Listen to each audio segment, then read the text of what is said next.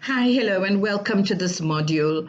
On this particular video, we're going to look at the quality councils. Previously, we've looked at SAQA as a whole, and in this one, we focus specifically on the quality council. So we will talk about QCTO, HEQC, and Umalusi as quality councils. We look at their sub-frameworks, and we look at, in terms of SAQA, how the role has changed from the E2QA to now the quality assurance manager. So with that said, let's get straight into the video itself. Okay, so right at the top, we have the Minister of Higher Education and Training, who has the oversight over education, training, science, and technology within the nation. And SAQA reports to the Minister of Education.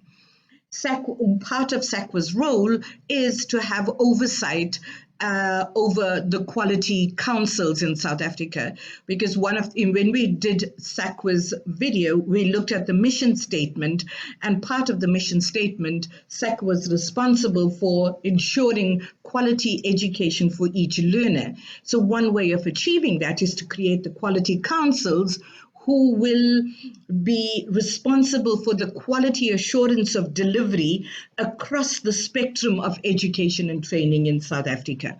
So let's look at the three quality councils in South Africa. We have Umalusi, which falls within the FET band, and Umalusi then will take, when we say FET band, if you remember the video on the NQF, that would be from your NQF level 1 to NQF level 4. And in a few minutes, we will look at the certificates that fall within Umalusi. Remember also, Umalusi is the body responsible for the monitoring and quality assurance of the matric exams, and also all the qualifications that occur in the TVET colleges. We look at in so doing, they look at the NCV programs from NCV 2 to NCV 4. They also look at currently they look at the N courses, but they focus specifically on the N1 to the N3. So that's what Umalusi actually looks at. Let's now hop on to the Quality Council for Trades and Occupations, the QCTO.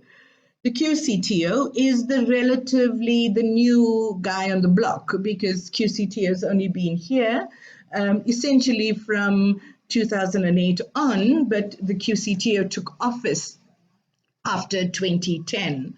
So the QCTO looks at a type of qualifications that we refer to as occupational qualifications. It flows from the SETA landscape, where employers themselves have a pivotal role in determining what these qualifications actually should comprise, and it's very much focused on the tasks that are responsible for different jobs. So in essence, in the early days, we had what we call the OFO codes, and jobs specifications were based on the OFO codes. So the occupational qualifications are designed by the QCTO, and the QCTO has a sub-framework called the OQSF, which we will discuss in a few minutes. The third quality council is referred to as the Higher Education Council, the HEQC. The HEQC has within its quality assurance programs from NQF level 5 through to your doctoral level at NQF level 10. So they look at the higher education space in South Africa, and their institution types would be your universities of technology, your private higher education institutions offering qualifications from NQF 5 through to NQF level 10. So those are the qualifications that fall within the HEQSF, and we will now look at the different sub-frameworks that fall within the higher education and training. So what do we mean by sub-frameworks? When we looked at the NQF band and we looked at the level 1 to level 10 on the NQF, and we saw how each of the quality assurance bodies has types of qualifications that fall within them. And that's what we refer to as our sub-frameworks because they're looking for a particular section within the NQF. So SAQA had a directive to the quality councils to say, guys, you're going to be offering qualification on the national qualifications framework. So we would want you to create your own little sub-framework that matches, and your qualification type matches the levels on the national qualifications framework. So let's begin with Umalusi and Umalusi's sub-framework. So Umalusi's sub-framework, as you can see indicated, it would be from your NQF level 1, which is your general education and training certificate. Your if you look within the CETA environment, all NQF level 1 qualifications culminate with the GETC. So your Umalusi NQF level 2 would be your elementary certificate, and your level 3 would be your intermediate certificate.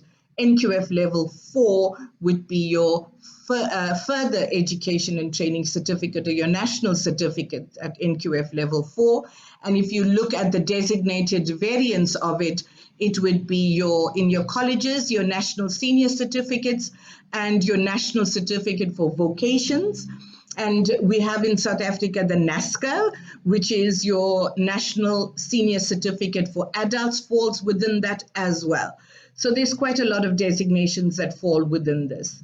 And also your further education certificate that's within, also under the vocational qualifications, that's on the NQF level 5. So those are the qualification types that we have that falls within Umalusi.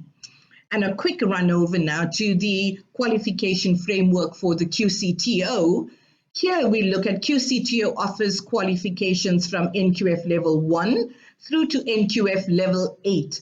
So NQF level 1 and all their qualifications that QCTO offers are called occupational certificates. So at this point, this is 2020, QCTO has applied to increase the nomenclature that of their qualifications within their within the OQSF to include certificates, diplomas, and higher diplomas. And we still await the outcome for these as we make this particular video. So in the QCTO space, every offering is what we call a national certificate. And we hop on to then the final one, which is the HEQSF, the sub-framework, which in the higher education. And we look at the types of qualifications that are offered from NQF level 5 through to NQF level 10. And on the NQF level 5, you will see there's the higher certificate, the advanced certificate, and also in that space could be your diplomas, which is your 2 to 3 year diplomas. And it's quite interesting. If you look at the NQF level 7, you would have your bachelor's degree, which starts off at first year at a level 5, second year at a level 6, and third year at a level 7. You would also have your diploma articulates to an advanced diploma, and level 8 would be a postgraduate diploma. Level 9 would be your master's degrees, and level 10, your doctoral and your professional doctoral degrees, and your professional master's degrees.